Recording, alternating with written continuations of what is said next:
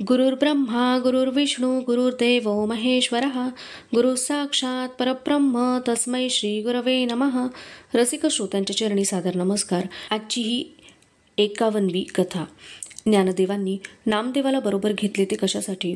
तर नामदेवाने भक्तीने जी विठ्ठलाला आपलेसे केली होती ती भक्ती कशी करावी, वाढवावी हे समजावे म्हणून. आणि म्हणून ज्ञानदेवांनी नामदेवाच्या दिनक्रमावर अतिशय बारकाईने लक्ष दिले होते. नामदेवाची प्रत्येक कृती, प्रत्येक हालचाल, चेहऱ्यावरील भाव ज्ञानदेव निरखित होते, अभ्यासत होते आणि स्वतःच्या जीवनाशी तुलना करीत होते. ज्ञान आणि भक्तीच्या सीमारेषा ज्ञानदेवांच्या मनात साकार होत होत्या. भक्तीचे स्वरूप कसे असावे याची कल्पना ज्ञानदेवांना होती, पण नामदेवाच्या रूपाने मूर्तिमंत भक्तीस ज्ञानदेव पाहत होते. ज्ञानदेवांच्या मनात कोणते तरंग उठत होते? आपली भक्ती ही ज्ञानानुसारी आहे, आत्मा परमात्म्याविषयी आहे, निर्गुण रूपी आहे. त्यामुळे त्या सृष्टीविषयी, येथील पदार्थ मात्राविषयी, प्राणी मात्राविषयी, सभोवताली असलेल्या मनुष्य मात्राविषयी एवढेच काय, पण स्वतःच्या देहाविषयीही असलेल्या विनाशी धारणाने, भावनेने सगुण रूपावर प्रेम बसतच नाही. तिरस्कार वाटत नसेल, पण आपलेपणाही वाटत नाही. एक प्रकारचा लिप्तपणा जाणवत राहतो.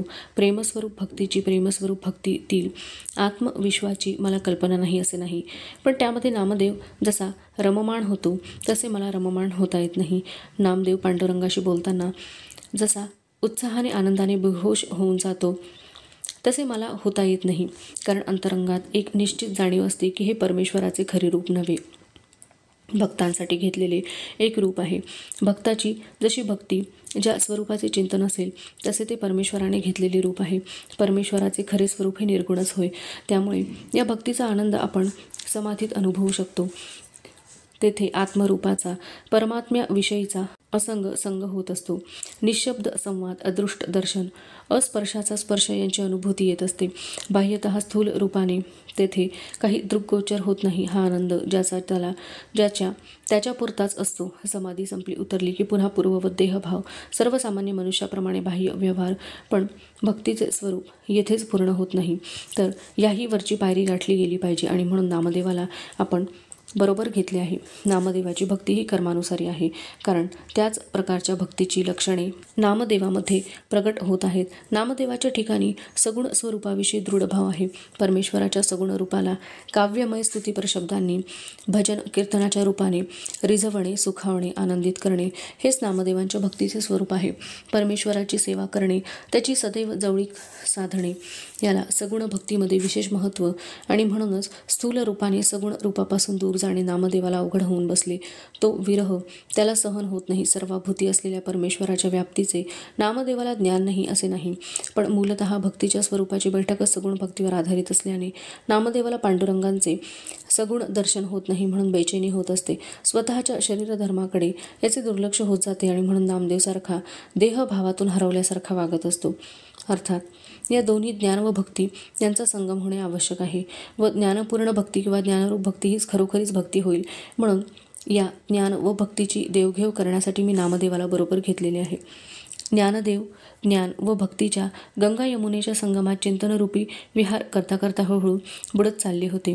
त्यांना या ज्ञानभक्तीच्या गंगा यमुनेच्या अवघात गुप्त असलेली अनुभूतीची सरस्वती स्पर्शून जाऊ लागली. सगुण निर्गुण यांच्यामधील एका वेगळ्याच अनुभूतीची जाण ज्ञानदेवांना होऊ लागली होती.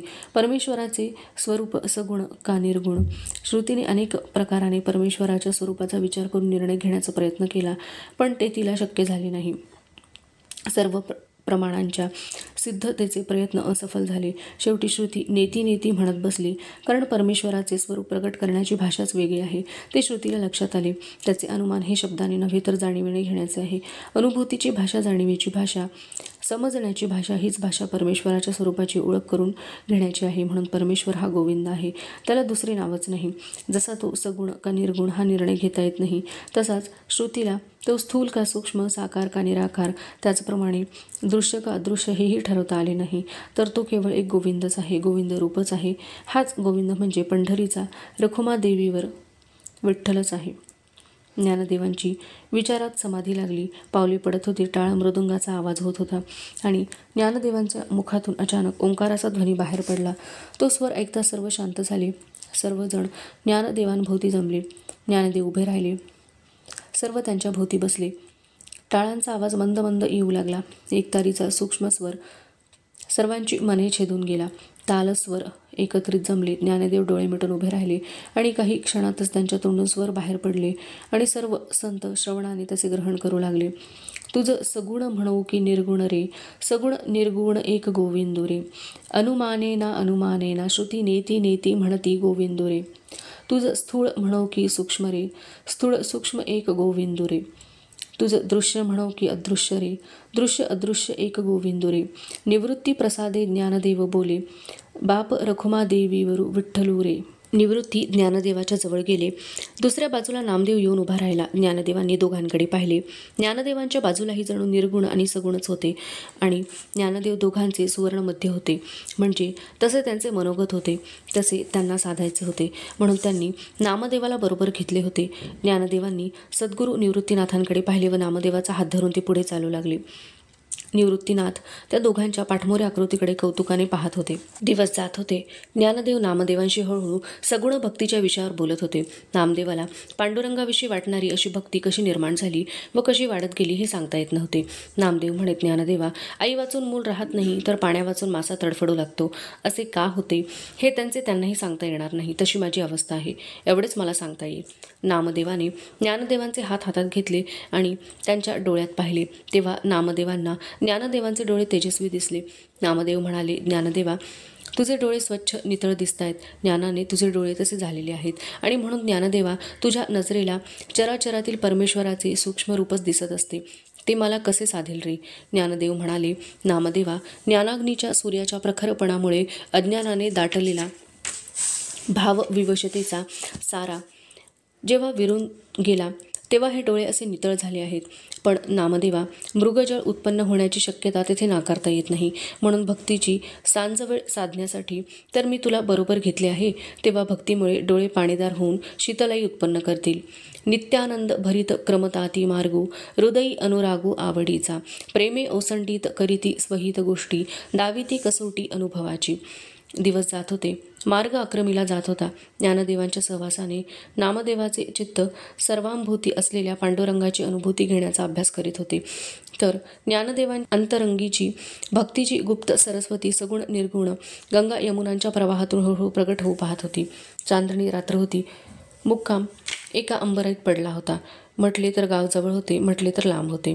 संध्याकाळचा फराळ झाला. सर्वांच्या आग्रहामुळे नामदेवाने कीर्तन केले. कीर्तन अभंगाच्या भावविश्वात वाहू लागला की नामदेवाला ज्ञानदेवांनाच बाहेर काढावे लागायचे. कीर्तन संपले. ज्ञानदेव व नामदेव जरा दूर एका झाडाखाली जाऊन बसले. चंद्रप्रकाशाचे कवडसे त्यांच्या अंगावर खेळत होते. पानांच्या झरोक्यातून दोघांनी चंद्राचे दर्शन घेतले. नामदेवाचा हात हातात घेऊन ज्ञानदेव म्हणाले, नामदेवा, तुझ्या माझ्यामध्ये मी तू पण नाही अशी अद्वैताची अनुभूती मला सदैव असते.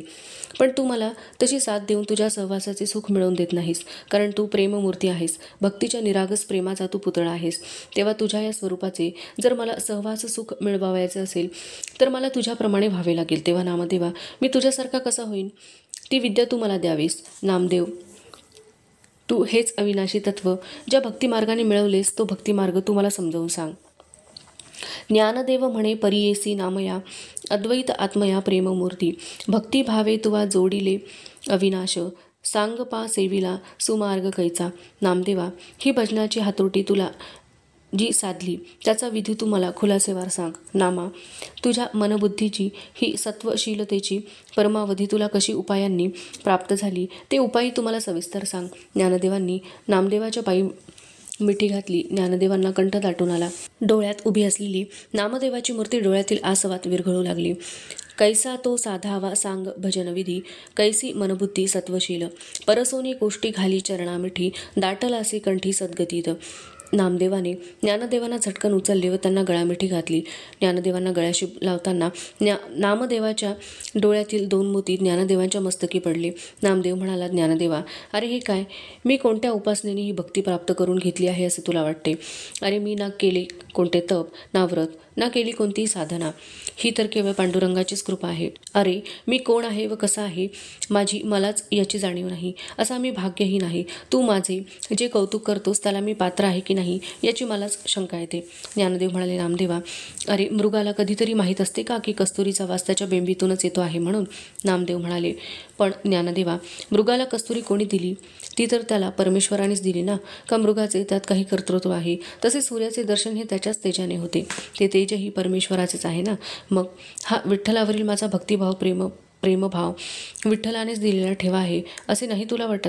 कृपेचे पोसणे मी पंढरी रायाचे, एवढे भाग्य कैसे मज जाणीवेचे. भानुसी देखणे करी जे अनुतेजे, तैसे माझे ज्ञान स्वामी प्रती. ज्ञानदेवा, तुला खरं सांगू, राग मानू नकोस बरं का. ज्ञानदेवांनी नामदेवाचे हात दाबले व म्हणाले, नामदेवा तू बोल. अरे तुझ्या बोलण्याचा मला कधी राग येईल? नामदेव म्हणाला, ज्ञानदेवा, माझा पिंडच वेगळा. खूप अभ्यास करावा, चिंतन मनन करावे, तासनतास ध्यान लावून बसावे हे मला जमत नाही. पांडुरंगाचे गुणवर्णन करावे, भजन म्हणावे, टाळचिपळ्या वाजवाव्या, एकतारी छेडावी आणि बेहोश होऊन विठ्ठलाचा नामघोष करीत नाचावे असे मला वाटते. याविना वेळ वाया जातो असे वाटते. भूत मात्र दिसेल त्याला नमन करावे, नम्रतेने राहावे, कोणाला दुखवू नये, कोणाचा गुणदोष वगैरे काहीही पाहू नये. ज्ञानदेवा, यामुळे आपल्या अंतरी विनाकारणच विकार उठतात व दुःख देऊन जातात. तेव्हा या साऱ्यांना बाजूला सारून एका विठ्ठलाच्या भजने रंगून गेले की अंतरी आनंदाचा बहर येतो, प्रकाश पसरून राहतो. नाम कीर्तन मज वाटे गोड, येरते काबाड वाया शिण, नमन ते नम्रतान देखे गुणदोष, अंतरी प्रकाश आनंदाचा. पहाटेचे गार वारे वाहू लागले तसे ज्ञानदेव व नामदेव उठले. बोलणे अर्धवट राहिलेले होते तरी त्याला इलाज नव्हता. औषध जसे मात्रेने घ्यावे तसे ज्ञानदेव नामदेवाकडून भक्तीची मात्रा घेत होते. या सहवासाने नामदेवाच्या ठिकाणी ज्ञानदेवांविषयी अपार प्रेम उत्पन्न होत होते. तसे पांडुरंगाच्या विरहाची तीव्रता आता हळूहळू कमी होत होती.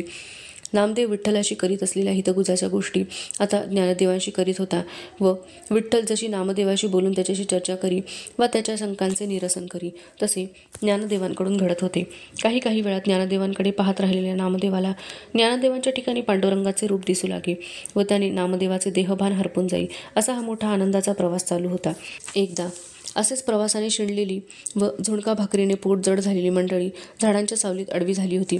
नामदेव व ज्ञानदेव बाजूलाच असलेल्या निर्झराच्या काठावरील शिळेवर बसून बोलत होते. ज्ञानदेव म्हणाले, नामदेवा, तू बोलत असावे व मी ऐकत राहावे असेच वाटते. तुझ्या बोलण्यात प्रेमाचा ओलावा, भक्तीची गोडी असते. मग सांगतोस ना मला की तुला हे कसे काय प्राप्त झाले ते? नामदेव म्हणाला, ज्ञानदेवा, तू स्तुती करतोस म्हणून नव्हे तर खरेच मला पांडुरंगाबरोबर बोलायला आवडते. अगदी खूप आवडते.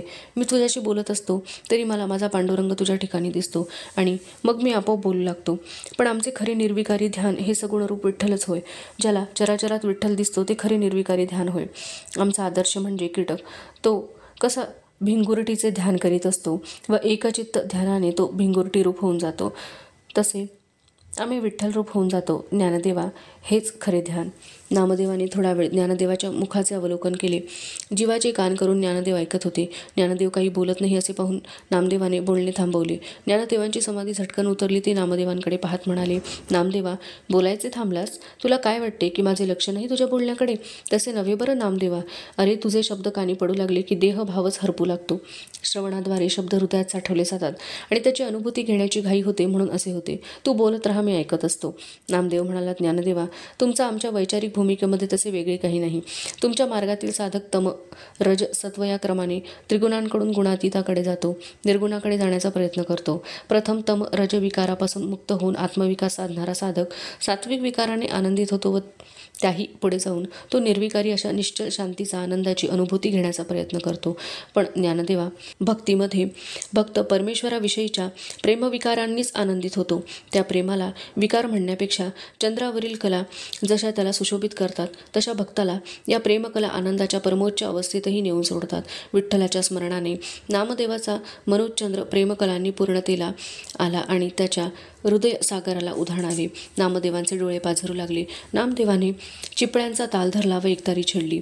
ध्यानतया नाव निर्विकारनिके, जे विश्वी माझ्या देखे विठोबासी, कीटकी भिंगुरटी ये जैसे अनुसंधान, निके निज ध्यानासन एकविध, सर्व भावे एक विठ्ठलाची ध्याय, सर्वाभूती पाहे रूप त्याचे, सर्वाहुनी निराळा रजतम वेगळा, भोगी प्रेमकळा तेची भक्त. उत्तर रात्रीचा पहिला प्रहर सुरू झालेला होता. थंडगार वारे सुटले होते. ज्ञानदेवांनी नामदेवाच्या हाताला धरून उठवले आणि दोघेही सर्वांसमवेत झोपेच्या अधीन झाले. मार्ग आक्रमीला जात होता. विविध लोक त्यांचे पोशाख, त्यांच्या भाषा, चालीरीती पाहत पाहत व तीर्थक्षेत्री मुक्काम करीत करीत संत मंडळींचा हा जथ्था पुढे पुढे सरकत होता. जागोजागी ज्ञानदेव, सोपान, मुक्ताबाई, नामदेव, नरहरी, सोनार, गोरोबा कुंभार यांची कथा, कीर्तने, प्रवचने होत होती. मानंदाची देणे घेणेही होत होती. अंतरंगातील अनुभूतीची नवी नवी दालने उघडी होत होती. एकमेकांच्या मनाच्या झरोक्यातून या विविध दालनांचे सौंदर्य पाहून एकमेक धन्य होत होती. स्वतःला भाग्यवान समजत होती, आनंदित होत होती. ज्ञान व भक्तीचा ओघ एकमेकात पूर्ण मिळून गेला होता. एका धर्मशाळेची ओवरीत सर्व संत मंडळी गोलाकार बसली होती. अध्यात्मावर चर्चा रंगत आली होती. उपासना पद्धती कशी असावी, कशी असू नये यावर खल चालू होता. विचारांची देवघेव होत होती. ज्ञानदेव व नामदेव ह्यापासून जरा दूरच बसले होते. बाहेर गडद अंधार होता. पावसाची रिपरिप चालू होती. गेले 4 दिवस संत मंडळींना पुढील प्रवासाला पावसाने मज्जाव केला होता. अंधारामुळे पाऊस दिसत नव्हता, पण पागोळ्यांचे पाणी वाहत असल्याचा आवाज ऐकू येत होता. हवेत थोडा गारठा होता. एक धोत्राची चौघडी अंगावर घेऊन दोघेही अंधारात बसले होते. ज्ञानदेवांनी नामदेवाकडे तोंड वळवले व म्हणाले, नामदेवा, तू बोलत राहावेस असेच मला वाटते. भक्तिप्रेमाने ओथंबलेली रसाळवाणी ऐकून तृप्तीच होत नाही. नामदेवा, सांग, काहीतरी बोल, तुझ्या या भक्तीचे रहस्य सांग. नामदेव म्हणाले, ज्ञानदेवा, अरे तू नावाप्रमाणे ज्ञानांचा देव आहेस. तुला यात अगम्य काय आहे? रहस्याचे रहस्य तू जाणून घेतले आहेस. अशा तुला नवीन कसले रहस्य सांगणार? तुला जे माहीत आहे तेच तुला मी पुन्हा पुन्हा सांगत आहे. तरीही ऐक ज्ञानदेवा. तम रजो गुणांना बाजूस सारून सत्वगुणाची जोपासना करण्यासाठी रज व तम गुणांबरोबर महान संघर्ष करावा लागतो. देहधारणेमुळे मनाची स्वाभाविक प्रवृत्ती विषयांकडे धाव घेणारी असते. अशा चंचल मनाला सत्वगुणामुळे वळवणे व तेथे स्थिर करण्याचा अभ्यास करणे हे खरोखरी अतोनात अवघड आहे. ज्ञानदेवा, हा संघर्ष ज्याचा त्याला एकट्यालाच करावा लागतो. या साधनेच्या प्रांतातील प्रवास अगदी एकट्यानेच असतो. या साधनेत दुसरी महत्त्वाची गोष्ट म्हणजे अखंडपणा लागतो. या कष्टमय जीवनात असे सातत्य टिकणे कठीण जाते. सर्वसामान्य माणसांना ते जमणे शक्य होत नाही. विषयांपासून दूर राहून वैराग्याची जाग सतत ठेवणे व त्यावरील निष्ठा टिकवून ठेवणे हेही करावे लागते. हे जसे तुम्ही तपस्साधना करताना करता, तसेच भक्तीची वाटचाल करताना करतो. ज्ञानदेवा, याच्याशिवाय कोणालाही सुटका नाही. भक्तीच्या साधनेचा शेवटचा टप्पाही तुमच्या समाधीच्या शेवटच्या टप्प्यासारखाच असतो. भक्त परमेश्वराच्या नामसंकीर्तनात एवढा बुडून जातो की त्याला देहभानच राहत नाही. जनमेळ्यात असूनही तो अगदी एकांतात असतो. परमेश्वराच्या नामसंकीर्तनात भक्तालाही समाधी लागते. अखंड नामस्मरणाने अखंड समाधीची अनुभूतीही येते आणि परमेश्वराचा नामजपात सत्वगुणी भक्त पुढे गुणातीतही होतो. सगुण साकार भक्तीच्या उपासनेतून तो भक्त पुढे निर्गुण निराकार भक्तीच्या उपासनेत शिरतो. हेच आता मला तुझ्यापासून समजले आहे. निर्गुण निराकार परमेश्वराची प्राप्ती हेच ध्येय भक्तीचे सुद्धा असावयास पाहिजे. हेच तुला म्हणायचे आहे ना ज्ञानदेवा? ज्ञानदेव म्हणाला, नामदेवा, होय, अगदी बरोबर, आणि हाच ज्ञान आणि भक्तीचा संगम होय. नामदेव बोलण्याच्या ओघात विठ्ठलाच्या आठवणीने भावविवश झाला. त्याने एकतारी व चिपळी उचलली. नामदेव म्हणाला, ज्ञानदेवा, अरे आतापर्यंत जे काही ऐकलेस ना ते मी नाही बोललो बरे. ते तर पांडुरंग बोलावून घेत होता. माझा पांडुरंग फार उदार, दयाळू, सर्वज्ञ आणि कृपावंत आहे. आणि नामदेवाने एकतारी छेडून चिपळ्या वाजवायला सुरुवात केली. त्यांच्या मुखातून अभंगाच्या ओळी बाहेर पडू लागल्या. सत्वाचा सुभटू अखंड एकटू, वैराग्य उद्भटू एक निष्ठा, अनुरागे गोविंद ध्यायीचे एकांती, या परती विश्रांती आणिक नाही. नामा म्हणे ही बोलविणे तेणे, उदार सर्वज्ञे पांडुरंगे. नामदेवाचे आर्तेस्वर ज्ञानदेवाच्या हृदयाला भेदून गेले आणि ज्ञानदेवाची तेथेच समाधी लागली.